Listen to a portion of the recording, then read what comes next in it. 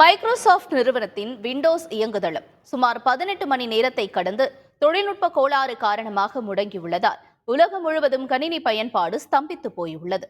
It is a massive computer outage affecting all corners of the globe. Not a cyber attack, but a software update gone bad. World. Computer users were greeted with an error screen that some people have referred to as the Windows blue screen of death. போர் அடிக்குது Insta பக்கம் போனா ஒரே ப்ளூவா இருந்துச்சு. சரி யூடியூப்லயாச்சும் ஏதாச்சும் பார்க்கலான்னு போனா அங்கேயும் ஒரே ப்ளூ. அட்லீஸ்ட் எக்ஸ்ட்ரா.comலயாச்சும் ஏதாச்சும் இருக்கான்னு பார்க்கலான்னு போனா அங்கேயும் ப்ளூ. இந்த மனுஷங்களுக்கு தான் மஞ்சா காமால வருதுன்னு பார்த்தா இந்த விண்டோஸ் சிஸ்டம்ஸ்க்கும் ப்ளூ காமால. ஆமா காய்ஸ், இன்னைக்கு நம்ம இந்த வீடியோல பார்க்க போறது ப்ளூ ஸ்கிரீன் ஆஃப் டெத். கடந்த 2 நாளா சோஷியல் மீடியா பக்கம் போனாலே இந்த குளோபல் மைக்ரோசாஃப்ட் அவுட்டேஜ் பத்தின நியூஸ், மீம்ஸ், வீடியோஸ் தான். ஏடா மைக்ரோசாஃப்ட் இது உனக்கு வந்த சோதனை, இதுக்கெல்லாம் காரணம் யார் தெரியுமா? CrowdStrike தான்.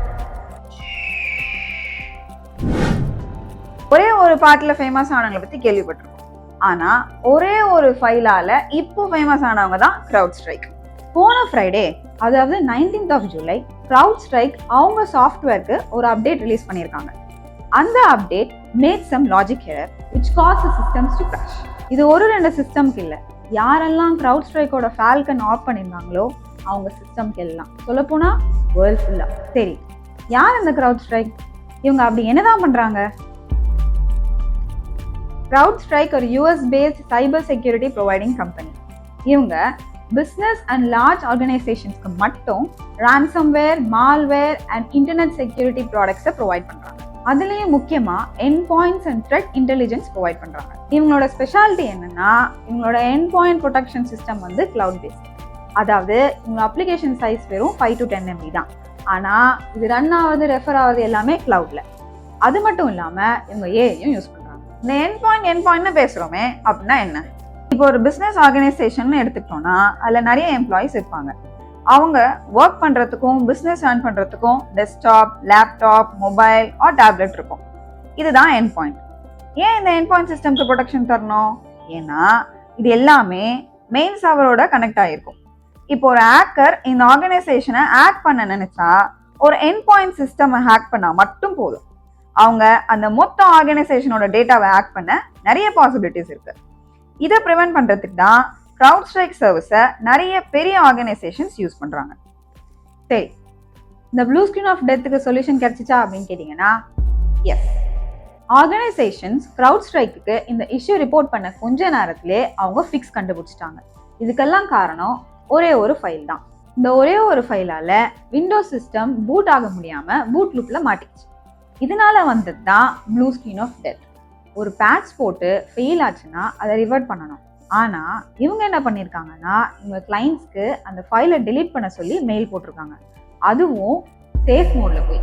பொதுவான ஆர்கனைசேஷன்ல ஐடி டிபார்ட்மெண்ட் தவிர மற்ற யாருக்கும் பேசிக் சிஸ்டம் யூசேஜ் தவிர பெருசா எதுவும் தெரியாது. ஸ்விட்ச் போடாம பிசி ஆன் பண்றவங்கலாம் இருக்காங்க. இவங்க கிட்ட போயிட்டு அந்த ஃபைலை டெலீட் பண்ணுங்கன்னு சொல்ல முடியுமா?